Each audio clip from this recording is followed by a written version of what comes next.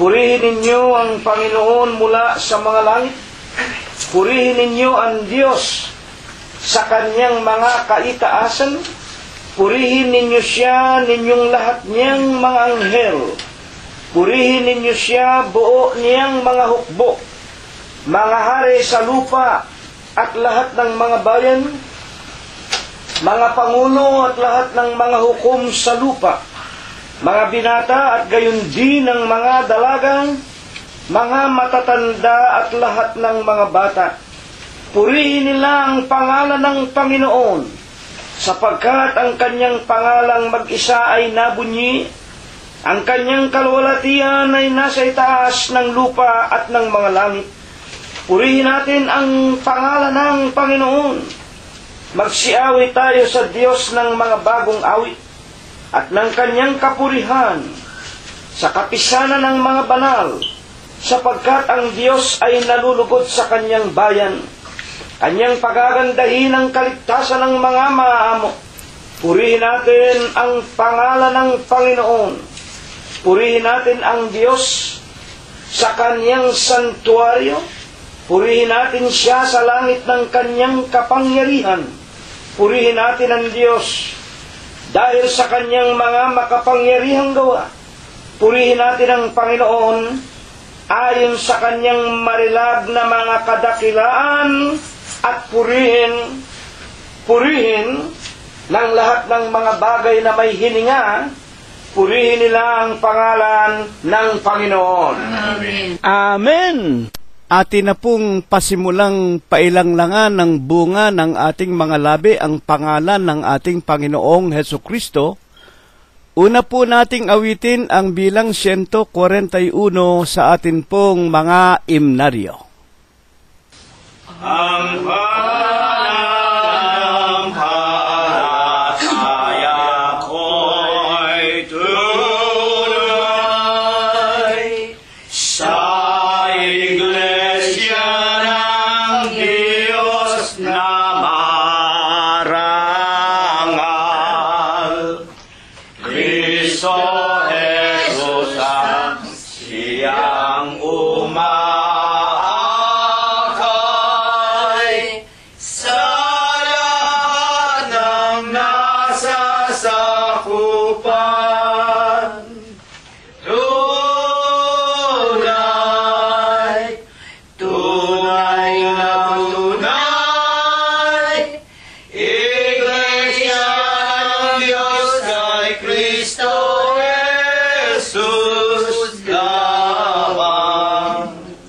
Tunay, tunay, tunay, dapat nating mapagtiwalaan ang pangako ng Diyos sa taong tapat. Si Jesus sa atin ang magagawad. Sikapin nating lahat na maganap, manatili hanggang sa wakas. Tunay, tunay, tunay, Iglesia ng Diyos kay Kristo Jesus lamang. Tunay, tunay na tunay, dapat nating mapagtiwalaan. Ligaling hirap ay ating ilagak sa Diyos ang magbugtong na anak. Sa imonisakan upang maligtas, laging masigla sa pagtupad. Tunay, tunay, Iglesia ng Diyos kay Kristo Jesus lamang. Tunay, tunay na tunay, dapat nating mapagtiwalaan. Ang mangmanghuwag nating tutularan, nagtayo ng bahay sa buhanginan. Di gaya ng ating inaasahan, Kristo Jesus ating saligan. Tunay, tunay, Iglesia ng Diyos kay Kristo Jesus lamang. Tunay, tunay na tunay, dapat nating mapagtiwalaan. Patuloy po nating papurihan, sambahin, luwalhatiin ang ating nag-iisa at buhay na Diyos na wala pong iba kung hindi ang Panginoong Hesukristo. Numero 156 ang atin po namang susunod na aawitin. Ayo'y nagkatipon at nag-aawitan, maligayang sandali. Anong nais kung ating kapiling, si Jesus na ibig.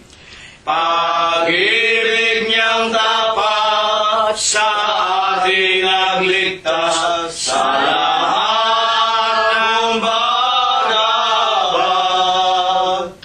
Ang kahit talis na pangalang Jesus, lahat tayo'y sumunod.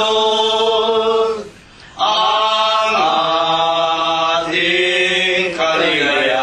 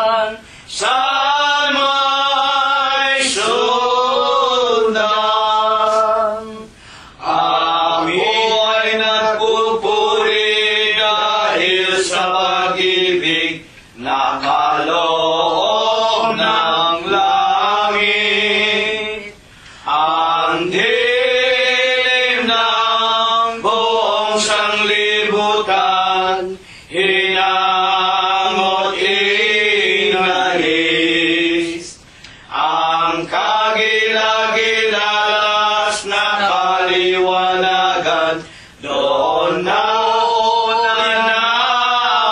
nabatid ang Diyos ng langit ay walang hanggan, ang dakilang pag-ibig,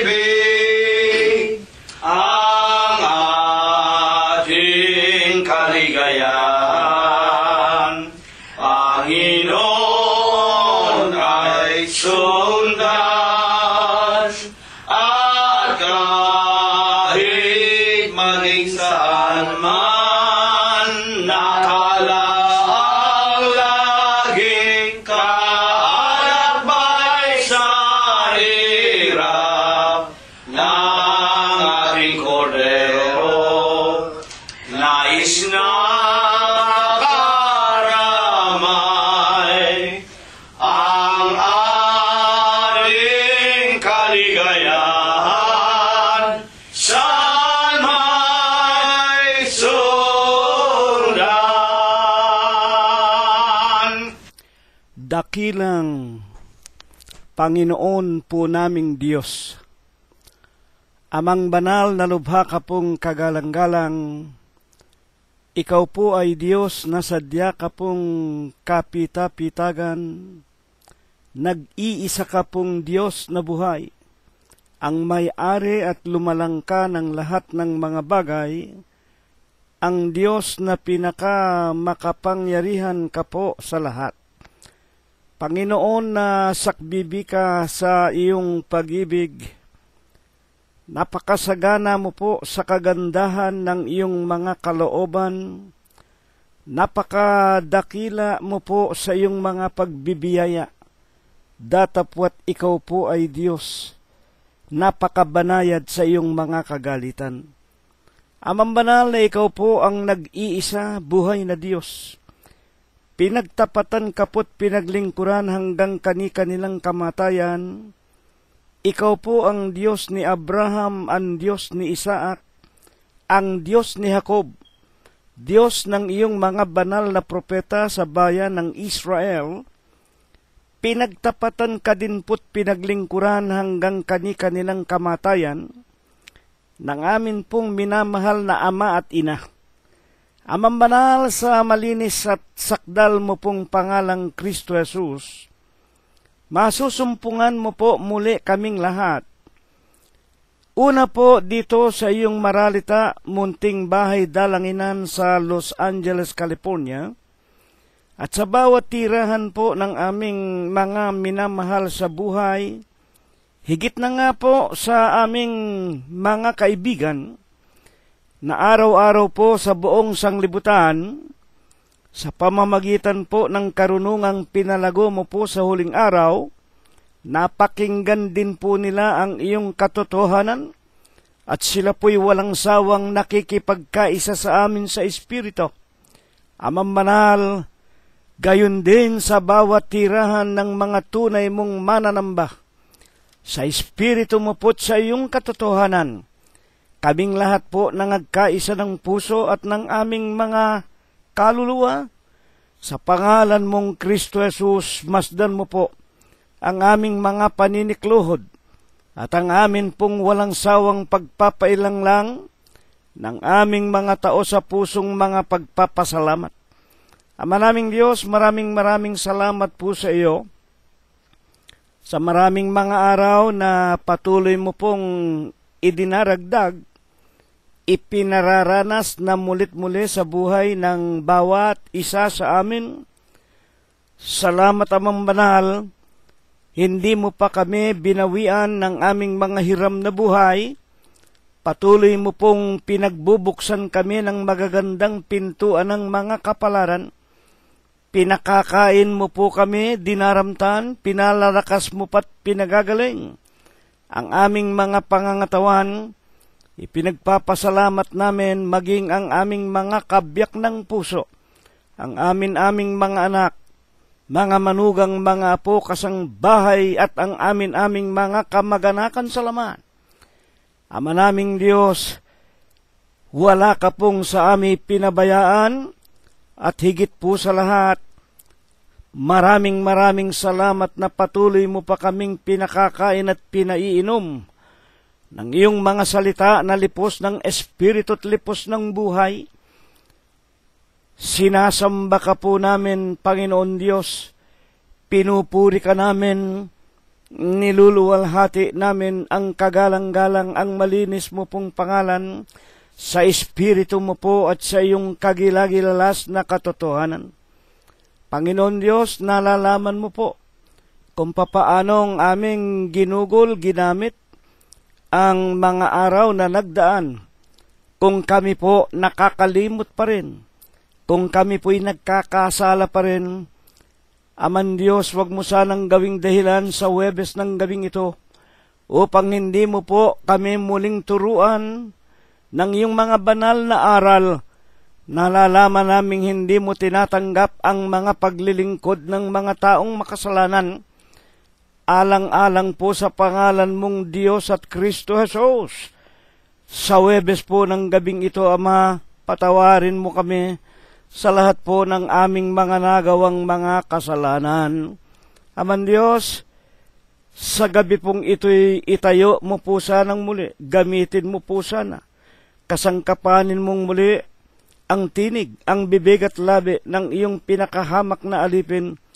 Linisin mo sana ang kanyang kaluluwa, banalin mo po ang kanyang puso at ang kanyang kalooban, dagdagan mo pa po sana siya ng katalinuhan at mga kaalaman ng iyong kahiwagaan sa iyong kaharian sa langit. Langkapan mo sana ng bisat kapangyarihan ang kanyang tinig. Ilagay mo po sana sa kanya, Panginoon, ang iyong kagilagilalas na katotohanan. At kung mapakinggan namin ang iyong mga salita't mga palatuntunan, magamit naming pananggalang, na katulad po sa isang tabak na may 2 talim, ipangsusog po namin sa lahat ng mga nangakaumang na mga suligi ng kadiliman, at kami po'y makalakad ng matuwid hanggang sa matamo naming lahat ang ipinangangako mo pong buhay na walang hanggan.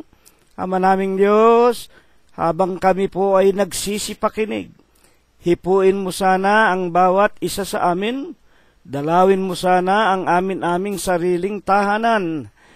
Maawat mahabag ka sa amin-aming mga mahal sa buhay, na pinasapitan mo po ng iba't ibang mga karamdaman, at maging kami na iyong mga alipin, lalo na nga po ang katulad na ng iyong lingkod na patuloy ng tumatanda at nanghihina. Maaawat mahahabag ka sa iyong mga lingkod, palalakasin mo pa sana kaming lahat pagagalingin. Daragdagan pa kami ng marami pang mga araw at mga taon, gayon din ang lahat ng aming mga minamahal sa buhay, at kami pong lahat, Panginoon Diyos, makapaglingkod sa iyo ng buong katotohanan lamang, walang kapaimbabawan ng buong puso, buong isip namin, buong lakas namin. Sa ikalawang pagparito mo po'y marami kaming magsisipasok sa ipinangangako mo pong buhay na walang hanggan. Ama Manal, lahat po ng ito, isinasamo po namin, idinadalangin, ipinapakiusap namin, na iyon nawang dinirinig sa iyong kaharian sa langit, at ito po ang iyong ibabasbas, ibebendisyon sa aming lahat, sa tanging pangalan mo pong Kristo Jesus, magmula ngayon, magpakailanman. Amen. At ngayon po, mga minamahal, pinagpipitaganan at iginagalang po naming mga tagapakinig. Una na nga po, charity must always begins at home. Sa atin po munang sariling mga sambahayan, husayin na po natin ang ating mga sarili, ang ating mga kaluluwa, ihanda na po natin Tawagin na po natin ang ating mga kabiyak ng puso, ang ating mga anak, mga manugang, mga apo, kasangbahay. At kung mayroon na po tayong mga panauhin, bago po sila magsilabas ng ating mga tahanan, anyayahan po muna natin, wag po nating ikakahiya na ipangumbida ang ating Panginoong Diyos na wala pong iba kung hindi ang ating Panginoong Hesukristo.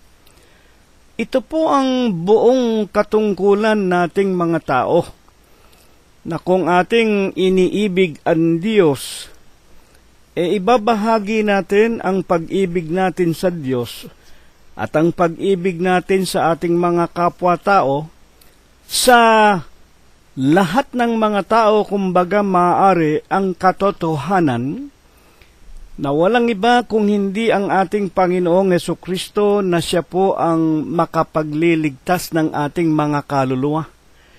Ito po ang mabuti, ito po ang nararapat, ang paggawa ng mabuti at ang pamamahayag, pagbabalita. 13:16 ng Ebreo. Huwag po nating kalilimutan sapagkat ito po ang buong katungkulan nating mga tao sa kanyang 12:13 ng Ecclesiastes. Ito ang pag-ibig natin sa lahat ng ating mga kapwa-tao na sila man makaalam po ng katotohanan at sila man ay makasama natin doon sa tinatawag na buhay na walang hanggan.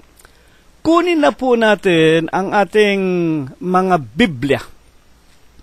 Atin pong buksan ang aklat ng Ebreo. Una po nating babasahin ang ating paksa na inihanda ng Panginoong Hesukristo sa Huwebes ng gabing ito. Hebrew chapter 13 and the verse is 6. So that we may boldly say, The Lord is my helper, and I will not fear what man shall do unto me. Sa Bibliang Tagalog po, 1905 version, ano pat ating masasabi ng buong tapang? Ang Panginoon ang aking katulong, hindi ako matatakot. Anong magagawa sa akin ng tao? Dito po, ito pong talatang ito self-explanatory na po ito. Ito po'y nagsasaysay na ng kaliwanagan sa kanyang sarili. Masasabi ika natin ang buong katapangan. Ang Panginoon, kilala po naman natin kung sino ang Panginoon. Panginoon Diyos. Ang nagkatawan tao, ang Panginoong Hesukristo. Kaya nga tinatawag na Panginoon ang ating Panginoong Hesukristo. Siya po yung Panginoong Diyos. Masasabi natin ang buong tapang. Ang Panginoong Diyos, na siyang Panginoong Hesukristo, siya pala ang katulong natin. At dahil dito, wala tayong katatakutan na sino mang tao. At dahil siya nga po ang Diyos, masasabi natin wala tayong katatakutan, hindi lang tao, kundi maging ang lahat ng anumang bagay na nagnanais na ibagsak ang ating pag-asa, ang ating pananampalataya sa buhay na walang hanggan. Para ito po ay lubusang maging liwanag sa atin, ano po ang banal na layunin ng ating Panginoong Hesukristo? At ngayon, 2017 na po, ayon po sa napakarami nating pag-aaral, tayo po ay nasa dulo na ng kapanahunan. Malapit na po ang ikalawang pagparito, malapit na ang araw ng paghukom. Bakit nga po ibinangon sa atin ng Panginoong Hesus ang banal na talatang ito, 13:6? Ano pat ating masasabi ng buong tapang, ang Panginoon ang aking katulong. Hindi ako matatakot. Anong magagawa sa akin ng tao o ng anumang mga bagay na nagnanasang sirain ang ating kaluluwa o ang ating pananampalataya? Pabayaan po natin si Apostol Pablo ang magbukas ng mga unang talata na akin pong babasahin, at ito po'y ugnay na ugnay sa ating kapanahunan ngayon sa huling araw. Buksan po natin ang Romanos 13:11. At ito, yamang nakikilala ang panahon, nakikilala daw po natin ang panahon. Ito, 2017. Ano ba ngayon? Na ngayon, kapanahunan ng magsigising kayo sa pagkakatulog, sapagkat ngayon ay lalong malapit na sa atin ang kaligtasan kaysa nang tayo ay magsisampalataya ng una. Putulin ko po muna sa unang talatang ito. Ibinangon po ito ng Diyos sapagkat tayo po ay pinagigising sa pagkakatulog natin sa huling araw na ito. Sapagkat lalong malapit na lalong malapit na ang kaligtasan. Alam naman natin kung ano yung kaligtasan na tinutukoy. Kaligtasan po ng ating mga kaluluwa. Sapagkat malapit na po ang ikalawang pagparito, na nalalaman nating tayong lahat ng mga tao ay haharap sa hukuman ng Panginoon Diyos. Tulad po ng sinasabi ni Propeta Solomon sa kanyang Ecclesiastes 12:13, matakot tayo sa Diyos, sundin na natin ang lahat ng kanyang mga utos sapagkat ito ang buong katungkulan nating mga tao. At sa Ecclesiastes din po, 12:14, sapagkat mahahayag sa harapan ng hukuman ng Diyos ang lahat ng mga bagay na ating ginawa, maging ito man ay mabuti o masama. Lahat ng mga natatagong bagay na ginawa nating mga tao, mahahayag po sa hukuman ng Panginoon na ito'y malapit na. Kaya ang ipinapayo sa atin, gumising na raw tayo sa ating pagkakatulog. At sa 13:12 ng Romanos, ipagpatuloy natin. Bakit? Ang gabi ay totoong malalim. Ang araw ay malapit na. Iwaksi na natin ang mga gawa ng kadiliman at ating isakbat ang sandata ng kaliwanagan. Ito po ang kasalukuyang nagaganap sa buong sanglibutan. Tulad sa tayo'y natutulog, ang gabi totoong malalim na. Talagang napakalalim na po ng gabi, at kapag binabanggit yung salitang gabi sa hula, o mga salita ng Diyos, yung kadilimang tinutukoy dito, yung gabi, mga salimuot ng kasamaan na nagagawa ng halos lahat ng mga tao sa buong sanglibutan. At pinagigising na tayo. Iwaksi na raw natin, tigilan na natin ang gawa ng kadiliman, ang lahat ng kasalanan. At atin daw isakbat, isuot natin, pananggalang, ang sandata ng kaliwanagan. Alam naman natin kung ano yung sandata ng kaliwanagan. Wala pong iba kung hindi ang mga salita ng Diyos. Na ayon sa Panginoong Jesucristo, ang aking mga salita, na sa inyo ay aking sinasalita, pawang espiritu at pawang buhay. Alin po baga naman, bilang pagpapatunay nga maging ng mga apostol na katulad ni Apostol Pablo, yung kinatutulugan natin na kasalukuyan tayong himbing na himbing ang mga tao. Talagang sarap na sarap sa pagkakatulog. Efeso 5:16. Alin ba yung kinatutulugan ng halos lahat ng tao sa buong lupa sa huling araw na ito? na inyong samantalahin ang panahon, sapagkat ang mga araw ay masasama. Dito po pala tayo natutulog.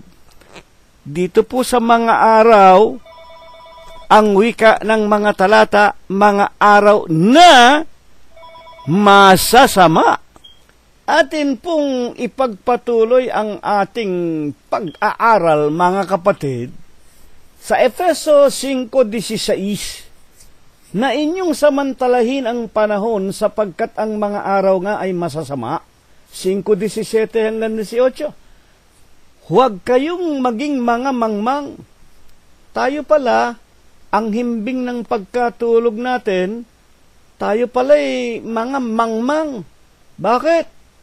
Unawain ninyo kung ano ang kalooban ng Diyos. Wala daw pong umuunawa kung ano ang kalooban ng Diyos. At huwag kayong magsipaglasing ng alak na kinaroroonan ng kaguluhan, kundi kayo'y mga puspos ng Espiritu. Ito po pala ang kinatutulugan ng halos lahat ng tao sa buong sanglibutan. Kaya pala'y binangon sa atin ang paksang ito. Ang banal na talatang ito na nagpapakilala, naglalarawan sa ating mga tao na meron tayong tinatawag na kakampi, kasama, kaya dapat ibig ng Diyos na magising na tayo sa katotohanan ang buong sanglibutan sa huling araw na ating kapanahunan ngayon, lugmok na sa kadiliman, sa mga kasalanan, at ibig ng Diyos ating makilala na tayo po merong katulong, meron tayong kasama, at anuman ang kadilimang nagaganap sa buong lupa sa huling kapanahunan natin ito, meron tayong katulong na tutulong sa atin para gisingin, para wag tayong malugmok. Saan? Sa tinatawag na mga kasalanan, mga kalayawan, lalo na nga dito sa tinatawag na binanggit ni Apostol Pablo, Efeso 5:18, huwag kayong magsipaglasing ng alak, kinaroroonan ng kaguluhan, kundi kayo mga puspos ng Espiritu. Unawain ninyo kung ano ang kalooban ng Panginoong Diyos. Wala nga pong nakakaalam kung ano ang kalooban ng Panginoon Diyos sa huling araw. Ang mga tao, lugmok na lugmok sa kaligayahan, sa pagtatampisaw, sa sari-saring kalayawan. Ang mga bagay na yun ay kadiliman, sangayon sa ating pag-aaral. Ano nga po baga? Ang ating nakikitang kinagagawian ng mga tao, halos lahat ng tao sa buong sanglibutan, ayon kay Apostol Pablo, sa mga huling araw nating ito, 2017 na. Hayaan nating ipagpatuloy ni Apostol Pablo ang kanyang pagtuturo sa atin na ito'y mga salita ng Diyos na ipinaaabot sa atin sa huling araw. 3:10 hanggang 15 ng Romanos. Gaya ng nasusulat, walang matuwid, wala kahit isa, walang banal, walang nakakatalastas, wala nga pong nakakaintindi. Walang humahanap sa Diyos. Paano nga maiintindihan ko ano ang kalooban ng Diyos? Walang humahanap sa Diyos. Hindi nila nakikilala kung sino ang Diyos. 3:12. Silang lahat ng tao, nagsilihis, lumiko, magkakasamang nawala ng kasaysayan, walang gumagawa ng mabuti. Alam naman natin kung ano yung mabuti na hindi ginagawa ng mga tao. Romanos 7:12. Ang utos ng Diyos banal, ang utos ng Diyos banal, matuwid at mabuti. Walang gumagawa, walang sumusunod sa utos ng Diyos. Wala. Wala kahit isa. Ang kanilang lalamunan ay isang libingang bukas. Nagsisigamit ng daya sa pamamagitan ng kanilang mga dila. Ang kamandag ng mga ulupong, ang siyang nasa ilalim ng kanilang mga labi. Kaya nga ngayon, hayag na hayag sa atin. Nalalaman nga natin, ang mga pangunahing mga sinungaling, ang mga pangunahing sumisira ng kanilang mga salita, iuna na nga yung mga politiko, yung mga naghahangad, nagnanais na maging presidente, senador, kongresista. Pagkatapos naman, lahat ng kanilang sinumpaan, lahat ng kanilang ipinangako, hindi naman nila sinusunod. At nakikita natin, napapatunayan natin, yung mga nasa matataas na posisyon pa, sila ang mga corrupt, sila pa ang mga kasangga ng mga tinatawag na illegalidad o ng kriminalidad. Sa 3:14 ng Romanos, ituloy natin, ang kanilang bibig ay puno ng panunumpa at ng kapaitan. Ito po, pati yung mga bibig nila, talagang they are full of cursing. Alam na natin yan. O 3:15, ang kanilang mga paa, ang kanilang mga lakad, ang ibig lang sabihin, ang kanilang mga paa ay matulin sa pagbububo ng dugo. Kaya nga may nababalitaan tayo dyan. Yung mga extrajudicial killing daw. Hindi ba alam natin yan? Hayag na hayag yan sa atin, yung mga killing in tandem, yung mga tinatawag na pagpapasabog ng mga bomba kung saan maraming tao, yan ang nangyayari ngayon. Yan ang kinatutulugan ng halos lahat na tao sa buong lupa. Kaya nga yung terrorism, patuloy ang paglaganap. Yan! Ang sinasabi ng banal na kasulatan, kinatutulugan ng maraming mga tao. Bukod sa mga tinatawag na mga kalayawan, ang mga pagsama ng ugali ng mga tao, walang pagkatakot sa Diyos, walang humahanap sa Diyos. Bawat isa, lumihis sa kanilang mga sariling landas. 3:16, kaya nga, saan itinatalaga ng Diyos ang buong sanglibutang ito? Sapagkat wala nga pong kumikilala sa Panginoong Jesucristo o sa ating Diyos. Kagibaan, 3:16 ng Efeso, kagibaan at kahirapan ang nasa kanilang mga daan, at ang daan ng kapayapaan, hindi nila nakikilala. Walang pagkatakot sa Diyos sa harap ng kanilang mga mata. Paano magkakaroon ng kapayapaan? Yung Diyos ng kapayapaan, hindi nila nakikilala. Kaya tayo na nabubuhay pa sa huling araw na ito, 2017, tayo ang mga saksi.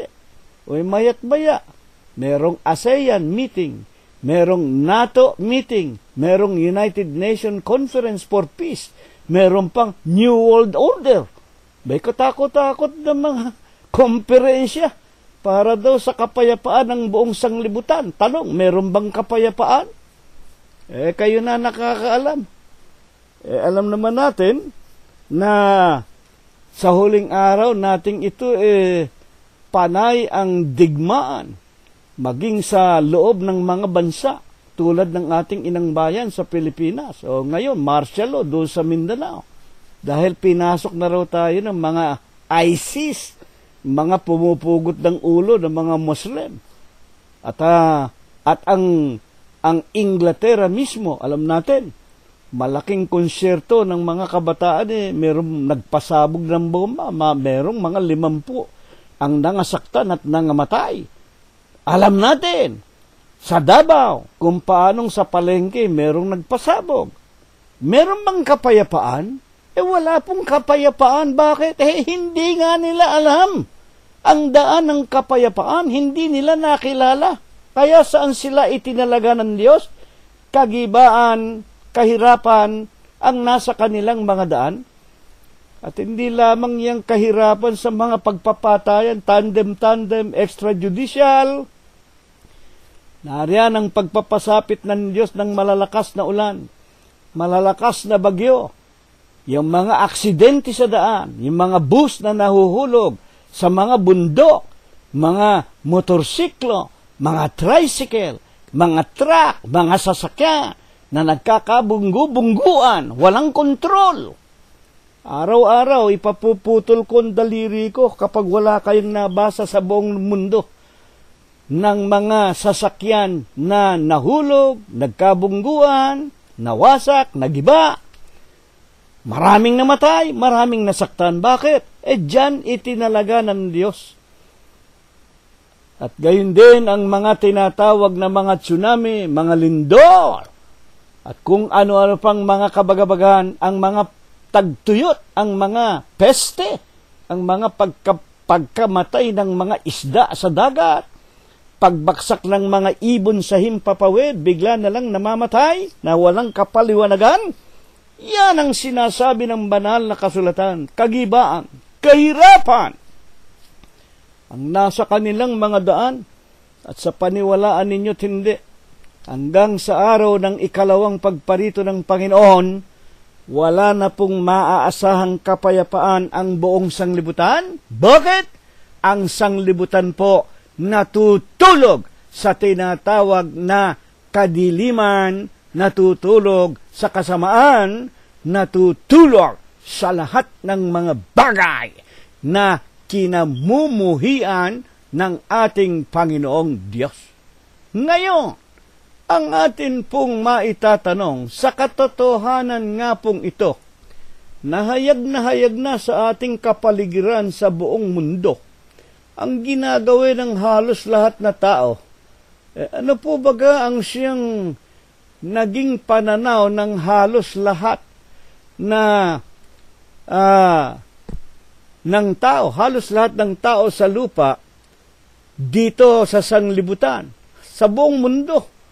Ano nga ang tinatawag na nakikita ng Diyos na ginawang pananaw ng halos lahat na tao na hindi naghahanap o natatakot sa Diyos? Kaya ang sanglibutang ito'y napakagulo. Pabayaan natin ang mga propeta sa matandang tipan na humula ng mga nagaganap ngayon sa huling araw, tulad po ni Propeta Isaias. Buksan natin ang Kapitulo 22, versikulo 13. At narito kagalakan at kasayahan, pagpatay ng mga baka, pagpatay ng mga tupa, pagkain ng karni, pag-inom ng alak. Ayan, talagang ang Diyos galit na galit sa mga lasenggo. Ang alak kasi, pinagmumulan talaga ng kaguluhan yan Pag-inom ng alak. Ano pa? Ang sinasabi ng mga tao sa huling araw na ito, tayo ay magsikain, tayo ay magsiinom, sapagkat bukas tayo ay mga mamatay. Nakita na ninyo? Yan ang pag-uugali ng mga tao. Yan ang naging pananaw nila habang sila'y nabubuhay dito sa lupa. Maghanda tayo ng pulutan, maghanda tayo ng maiinom, maghanda tayo ng makakain. Tayo magsikain, magsiinom. Ang ibig lang sabihin, magpakaligaya na tayo. Sapagkat bukas tayo ay mga mamatay. At huwag kayong magagalit sa inyong lingkod. Ako'y maraming nakikilala. Huwag naman kayong magagalit, Ay mga Katoliko, karamihan sa kanila, hindi naman nila natitiyak kung sila'y papasok sa langit, Kaya nga ang karamihan ng mga Katoliko, at gayon din, yung mga Protestante na nakikilala ko, makikita mo parati sila. Sila ang mga nasa kasino. Sila ang nasa inuman. Sila ang nasa mga piyesta-piyesta. Sila ang mga kasangkot sa mga illegal drug, illegal gambling. Yung mga nagsasabing sila, mga Kristiyano, mga born again, okay magagalit, Wala akong sinisino sa inyo, pero yan ang nakikita ko. At maging si Ginoong Duterte na presidente ng Pilipinas minsan siya nagsalita kayo ikang mga pare, mga obispo, tinutukoy niya yung mga kapatiran niya sa kanyang sariling iglesia. Si Ginoong Duterte po inamin niya siya'y Katoliko. Sinabi niya Marami dito na sumurrender, puro Katoliko. Halos. Lahat. Mga kapatid. Sa mga tuwid, dito po, makikita natin, sila ang tinutukoy ng Biblia na sa huling araw na ito'y natutulog sa kadiliman ng gabi o sa mga kasalanan, nagtatampisaw sa paglalaseng, nagtatampisaw sa pagpapayaman, pagpapasarap, pagpaparangal sa sarili. Bakit? Bukas kasi tayo'y mga mamatay, mga walang pag-asa. Ano ba sinasabi ni Apostol Pablo? Ito ba'y sinasang-ayunan ni Apostol Pablo? Na kung talagang wala palang pagkabuhay na maguli tayo, wala tayong aasahan na langit, talaga bang magpakalasing na lang tayo at magpasarap na lamang tayo? Tinanan nyo, ang sinabi ni Apostol Pablo sa unang Korinto 15:32, ikalawang bahagi, kung ang mga patay ay hindi muling binubuhay, si Pablo po nagsasalita, ilaw sa kahintilan, magsikain, magsiinom tayo, yamang bukas tayo ay mamamatay. Ayan po. Napakaganda po ng sinabing ito ni Apostol Pablo. Sang-ayon siya. Bakit? Maski ako, ang inyong hamak na lingkod sa Panginoong Jesucristo, kung wala palang life eternal, kung wala palang buhay na walang hanggan, at ito palang aming paglilingkod na ipinangangaral namin ang salita ng Diyos, wala palang kabuluhan at pag ako'y namatay, wala pala akong pag-asa sa buhay na walang hanggan, magpapakasarap na lamang tayo. Bibili na tayo ng pinakamasasarap na alak. Pasasarapin na natin ang lupang katawang ito. Magpapatuloy na tayo sa pambababae, sa pagsusugal, sa pagyayaman. Magsasamantala na tayo habang may buhay tayo. Bukas pala tayo mamamatay, kaputs na tayo. What's the use of serving God? Kaya dito po ipinakikilala lamang ng ating pag-aaral, napakaraming nga pong mga tao, halos katulad ng sinasabi sa Apokalipsis, ang itatapon sa impyerno, sindami ng buhangin sa dagat, sapagkat sa huling araw na ito nga po, wala nga pong nagtuturo ng katotohanan, wala nga pong nagtuturo ng tunay na mga aral ng Diyos. Higit na nga kung paano ang tao magkakaroon ng tinatawag na tunay na kaligtasan o ng buhay na walang hanggan. Kaya nga ibinabangon sa atin ang paksa na tulad dito na buong tapang ang wika ng ating paksa, Hebreo 13:6, buong tapang na ating sinasabi ang Panginoong Jesucristo, ang aking katulong. At hindi ako matatakot. Anong magagawa sa akin ng tao? Anong magagawa sa akin ng aking mga kaaway na mga tao?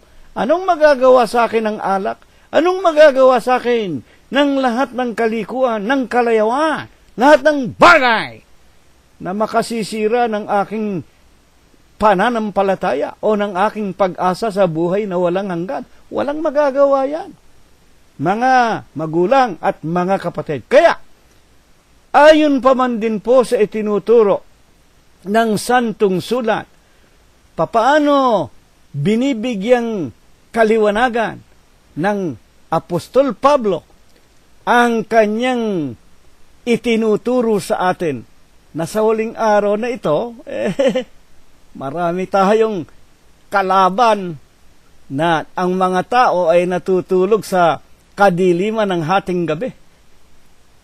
Buksan po natin ang sinasabi ni Apostol Pablo. Isinulat niya sa kanyang katulong na batang-batang ministro na si Timoteo. Sa Kapitulo 5, versikulo 6 ng kanyang unang aklat sa Timoteo. Ang nagpapakabuyo sa mga kalayawan. Ayan, nagpapakabuyo sa mga kalayawan. Alam na natin yung mga kalayawan, no? Tayo, magpatay ng baka, magpatay ng tupa, maghanda tayo ng pulutan, humanap tayo ng masasarap na mga halak, magpakaligaya na tayo, bukas tayo mga mamatay. Ang nagpapakabuyo sa mga kalayawan, bagaman mga buhay, ay mga patay.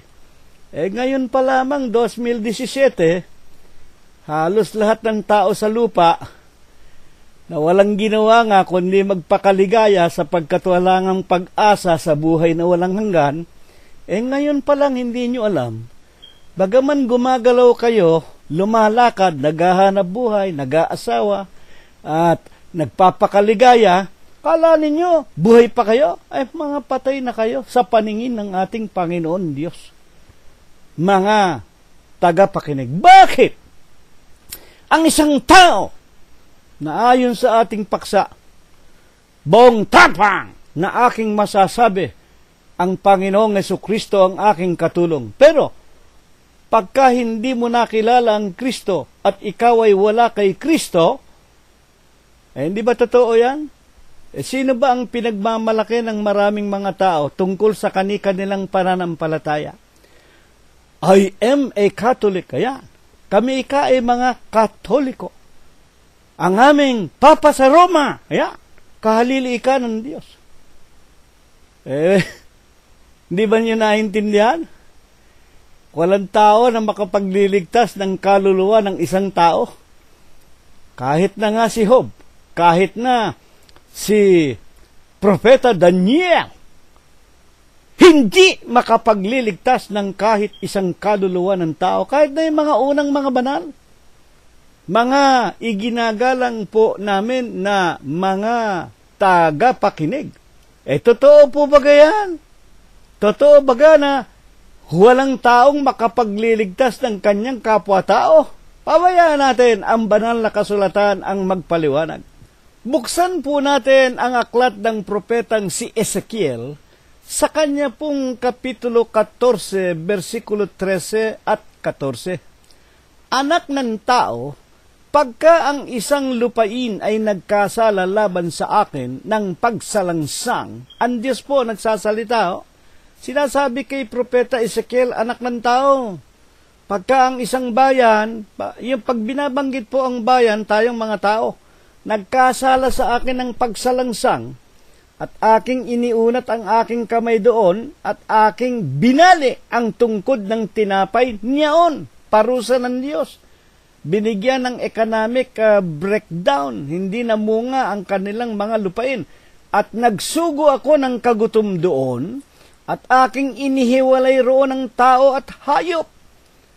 Bagaman, 14-14, makinig tayong mabuti, Bagaman ang tatlong lalaking ito, sino? Si Nunong Noah, banal yan. Si Daniel na propeta, banal yan. Si Job na propeta, ay nangaroon, pagka binigyan ng Diyos ng sumpa ang isang lupain dahil sa pagsalangsang, at nagsugo siya ng mga kahirapan doon, kahit na naroon si Noah, si Daniel, at si Job na mga banal ng Diyos, ang kanila lamang ililigtas ay ang kanilang sariling mga kaluluwa. Napakaliwanag. Ang ililigtas po ng mga unang mga banal, yun lamang kanilang sariling kaluluwa. Bakit? Sa pamamagitan ng kanilang katwiran, sabi ng Panginoon Diyos, sa makatwid. Hindi tayo ililigtas ng sino mang mga banal, kahit na si Mama Mary ninyo, kahit na si Kalunsad, kahit na si Papa Francisco ninyo, hindi po ito makapagliligtas ng sino mang mga tao. Kaya dito po, yung ating paksa, naglalarawan lamang na ang tanging tagapagligtas natin, Hebreo 13:6, ano pa at ating masasabi ng buong tapang? Ang Panginoon ang aking katulong, hindi ako matatakot. Anong magagawa sa akin ng tao? Anong magagawa sa akin ng kagutuman?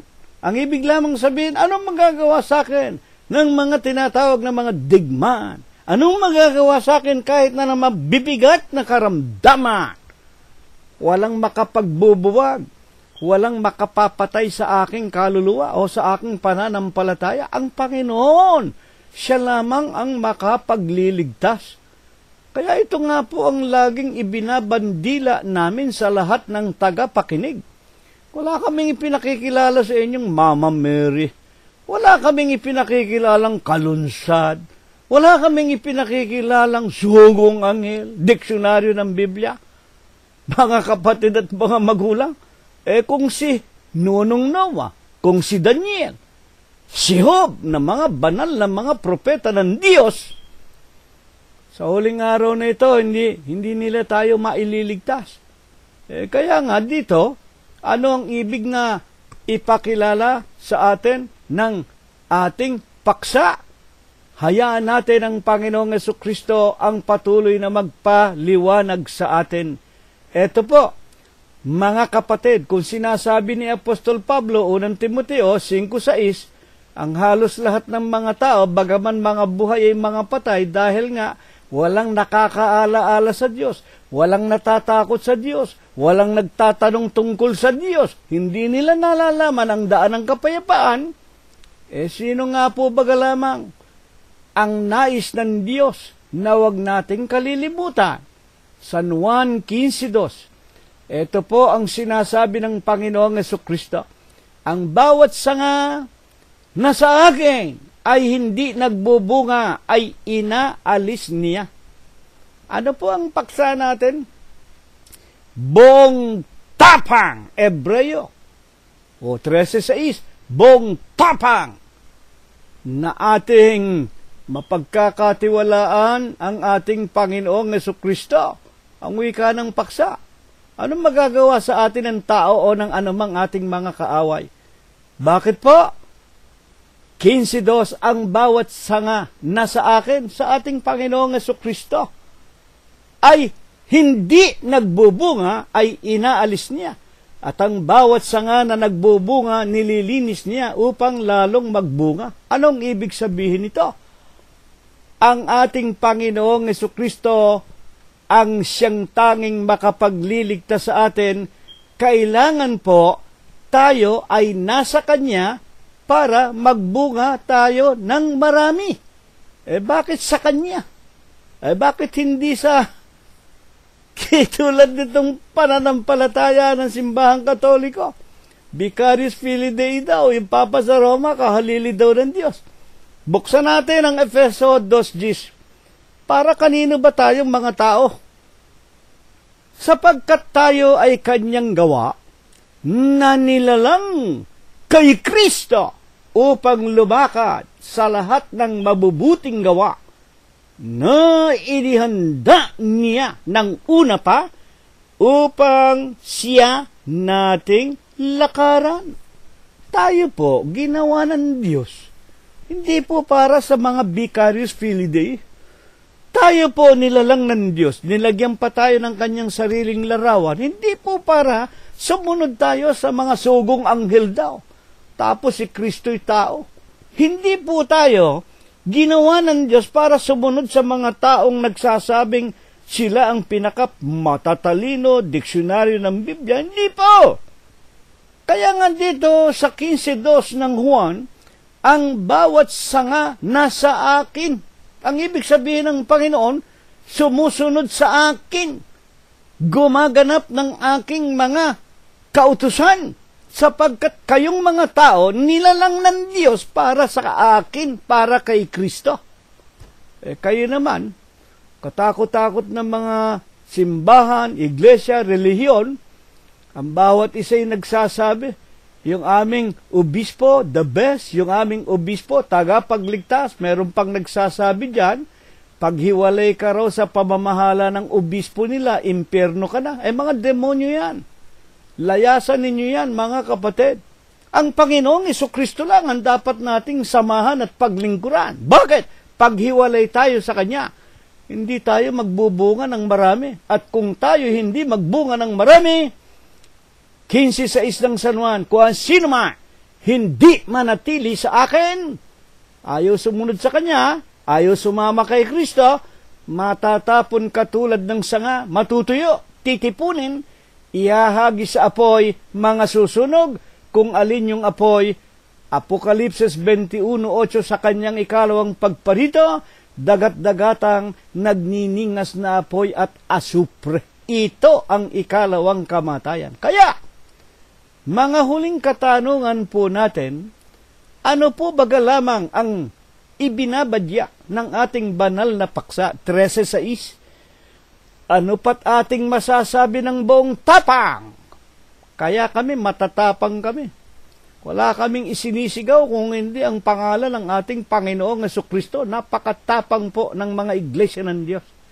Kahit na kami pinupukol, kahit na kami minumura, kahit na kami nilalait, kahit na kami pinagwiwika ng mga siraulo, panatiko, mga tagapakinig, matatapang kami.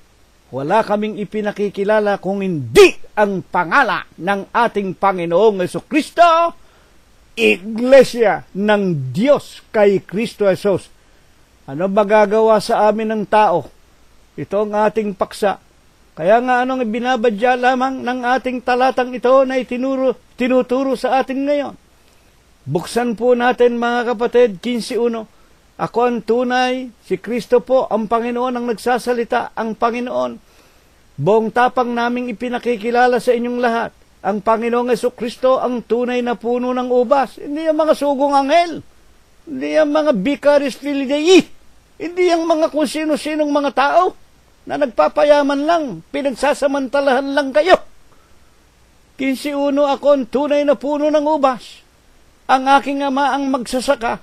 Sino ba ang ama? 10:30, ako at ang ama ay iisa. At sa 15:4, kayo'y manatili sa akin at ako'y sa inyo, gaya ng sanga na di makapagbubunga sa kanyang sarili maliban na nakakabit sa puno. Gayon din naman kayo, maliban na kayo manatili sa akin. Ano ang ibinabadya ng ating paksa? Manatili tayong nakakapit, nakaugnay, nakakabit sa ating Panginoong Jesucristo tulad sa isang punong kahoy ng buhay. 15:5, ako ang puno ng ubas, kayo ang mga sanga. Ang manatili sa akin at ako'y sa kanya, magbubunga ng marami, sapagkat kung kayo'y hiwalay sa akin ay wala kayong magagawa. Tunay ba yan? Paano ba pinatutunayan ng mga apostol o ng mga unang mga banal na talagang kapag tayo kasama ng Panginoong Jesucristo, marami tayong magagawa. Magbubunga tayo ng sagana. Filipos, Kapitulo 4, versikulo 13, lahat ng bagay aking magagawa doon sa nagpapalakas sa akin. Sino ba nagpalakas kay Apostol Pablo? O di ang ating Panginoong Jesucristo? At sa 4:6, kaya nga huwag kayong mga balisa sa anumang bagay, kundi sa lahat ng mga bagay sa pamamagitan ng pananalangin at daing na may pagpapasalamat, ipakita ninyo ang inyong mga kahilingan sa Diyos. 4:9, ang mga bagay na inyong natutuhan, inyong tinanggap at narinig at nakita sa akin, ang mga bagay na ito ang gawin ninyo. Bakit? Ang Diyos ng kapayapaan ay isa sa inyo, at ang kapayapaan ng Diyos na di masayod ng pag-iisip, mag-iingat ng inyong mga puso at ng inyong mga pag-iisip kay Kristo Jesus. Sa pamamagitan lang ng Panginoong Jesucristo, maiingatan ang ating mga kaluluwa. Kung susundin natin ang mga halimbawa, una na nga, iniwanan ng Panginoong Jesucristo at iniwanan ng kanyang mga unang mga banal. Sa makatwid, kailangan tayo laging nakakapit. Tayo laging nakasama. Kailangan tayo'y kaugnay ng ating Panginoong Jesucristo. Saan ba naroon ang Panginoong Jesucristo? Colosos 1:18 at 14. Si Kristo ang ulo ng katawan. Sa makatwid bagay ng iglesia. Ano ba ang ibig sabihin ng iglesia? Galing po sa salitang Griego, ekklesia. Sa Ingles, body of God. Si Kristo pala ang ulo ng katawan ng Diyos. Natural. Kailangan, kung ang katawan ay katawan ng Diyos, ang maging ulo ay Diyos din. Si Kristo nga, ako at ang Ama ay iisa, ang wika ng Panginoon. Siya rin ang Diyos na nagkatawan tao lamang para magbigay ng halimbawa. Ano ba naroon sa iglesia? Na siyang kinaroroonan, 1:14 ng Colosos, na siyang katubusan ng ating mga kasalanan. paano ipinakikilala ng mga alagad ng Panginoong Jesucristo ang kahalagahan ng iglesia o ng katawan ng Diyos? Kailangan talagang tayo nakaugnay sa iglesia. Sa unang Korinto 1:1 hanggang 2, bakit kailangan nakakapit tayo sa iglesia? Si Pablo na tinawag ng Panginoong Jesucristo sa kalooban ng Diyos na maging apostol, at si Sostenes na ating kapatid sa iglesia ng Diyos, sa makatwidbaga sa mga pinapagiging banal kay Kristo Jesus. Sa iglesia po ng Diyos tayo babanalin. Hindi tayo babanalin sa simbahang Katoliko.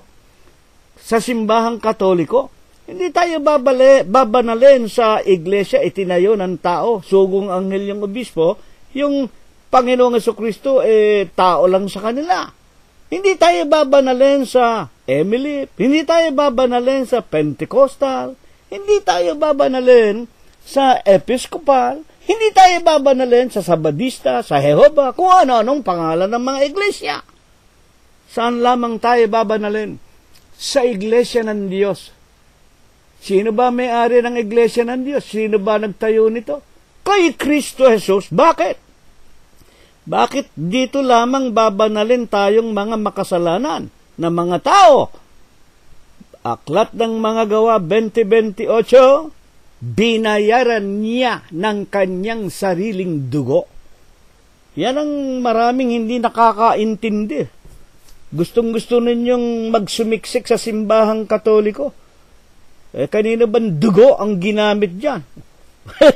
Mga kapatid, wala naman dugo na ginamit dyan para iligtas kayo sa kasalanan. Dugo lang ng Diyos ang makapaglilinis ng ating kasalanan. Nung araw, sa matandang tipan, dugo ng hayop. Pasahin po ninyo sa aklat ng Ebreo, Kapitulo 9, lahat po ng mga talata doon. Pero nang dumating na ang Panginoong Jesucristo, yung kanyang sariling dugo ang ibinuhos, dugo ng Diyos yun. Kaya nga ang wika sa 20:28 ng aklat ng mga Gawa, pakainin ninyo ang iglesia ng Diyos, binayaran niya ng kanyang sariling dugo. Ngayon, kung yung iglesia pala ng Diyos kay Kristo Jesus, nilinis na ng dugo ng Diyos, anong natitiyak natin kung nakaugnay tayo sa ating Panginoong Jesucristo sa pamamagitan ng iglesia? 8:1 ng Romanos, sa Bibliang Ingles na pinanggalingan, there is therefore no more condemnation to them that are in Christ Jesus, to those that walk it not in the flesh, but walk it in the Spirit. Ngayon nga, wala nang ano pa mang hatol sa mga na kay Kristo Jesus, na hindi na lumalakad sa gawa ng laman, lumalakad na sa Espiritu. Alin ba yung Espiritu na nilalakaran natin sa loob ng iglesia ng Diyos kay Kristo Jesus?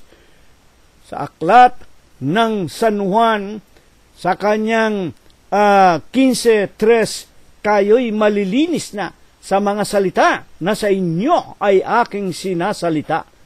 Meron tayong panghugas ng kasalanan, yung salita ng Panginoong Jesucristo, na lipos ng Espiritu at lipos ng buhay. Katapos-tapusan, ano ang ipinapayo ng Panginoong Jesus sa atin para makapanatili tayo na kasama niya lagi? Pabayaan ninyo ang propetang si Mikas ang mag-iwan sa atin ng huling talata, at sana ito'y unawain nating lahat. Mikas 6:8, kanyang ipinakilala sa iyo, o tao, tandaan ninyo, ipinakikilala, itinuturo, kung ano ang mabuti, ano ba ang ikatitiyak ng ating kaligtasan. Ngayon, alam na natin, natutuhan natin, buong tapang nating maipakikilala ang Panginoon ay kakampi natin, kasama natin, ano magagawa sa atin ng ating mga kaaway. At ano ang hinihingi ng Panginoon sa iyo, ng Panginoong Jesucristo? Ano bang gusto ng Panginoon na gagawin lamang natin sa huling araw na ito? Gumawa na may kaganapan. Tatapusin natin. Alin? Yung gawa na dahilan ng pagkalalang sa atin ng Diyos. Susundin natin ang kanyang mga utos. buong puso, buong lakas, buong buhay, ang pag-ibig na gagawin natin sa Kanya at ang ating kapwa-tao, at ibigin ang kaawaan at lumakad na may kababaan na kasama ng iyong Diyos. Sino ba ang Diyos? Ang ating Panginoong Jesucristo. Kaya nga buong tapang, buong sigasig, buong lakas, ipinagsisigawan ni Apostol Pablo, at ito rin ang ibig ng Diyos. Ipagsigawan natin sa huling araw ang Hebreo 13:6. Ano pat ating masasabi ng buong tapang, ang Panginoon ang aking katulong, hindi ako matatakot anong magagawa sa akin ng tao o ng lahat ng aking kaaway. Sa 4:13 ng Pilipos, bakit? Buong tapang nating ipakikilalang tayo ay kasama ng Panginoong Jesucristo sa Iglesia ng Diyos kay Kristo Jesus. Lahat ng bagay ating magagawa dahil kay Kristo sa Panginoon Diyos na kasama natin, na nagpapalakas sa atin. Ito nawa ang ipagpala, ito nawa ang ebendisyon, ibasbas sa atin ng Diyos sa Huwebes ng gabing ito. Pagpalain nawa tayo ng Panginoon magmula ngayon at magpakailanman. Amen. At ngayon, dakilang Panginoong Hesukristo, salamat po sa mga banal na aralin na ipinarinig mo po, ipinainom, ipinakain sa aming mga kaluluwa sa Huwebes ng gabing ito. Dakila ka po sa kagandahan ng iyong kabanalan. Maraming salamat po sa iyo, Mambanal. Langkapan mo nawa ng bisat kapangyarihan magamit namin sa aming pang-araw-araw na pamumuhay. At bago po kami maghiwa-hiwalay, ipatanggap mo po sa aming lahat ang iyong banal na basbas at ang iyong banal na bendisyon sa pagkasangkapan mo sa iyong hamak na alipin. At ngayon, mga kapatid, tanggapin po nating lahat ang walang hanggang pag-ibig, walang hanggang pagbibiyaya, ang pakikipisan, kaaliwan, ang pamamatnubay at ang kagalingan, ang hindi maulatang banal na biyaya, basbas at bendisyon, pagliligtas at pagpapagaling ng kanyang banal na espiritu. Ito nawa ang muli niyang ipagkaloob sa ating mga magkakapatid sa Huwebes ng gabing ito. Ipaabot ng Diyos sa lahat ng ating sariling mga kabiyak ng puso, sa ating sariling mga anak, mga manugang, mga apo, kasangbahay at kamag-anakan sa laman, sa lahat ng ating mga kaibigan, sa paghanap natin ng kakainin sa araw-araw, sa loob at labas ng ating mga dampang tahanan, at sa buong kalaganapan ng Iglesia ng Diyos kay Kristo Jesus, magmula ngayon, magpakailanman. Amen. Purihin ang pangalan ng Panginoong Jesucristo hanggang sa darating na linggo po kung tayo po'y binubuhay pa. Maraming salamat po sa inyong lahat.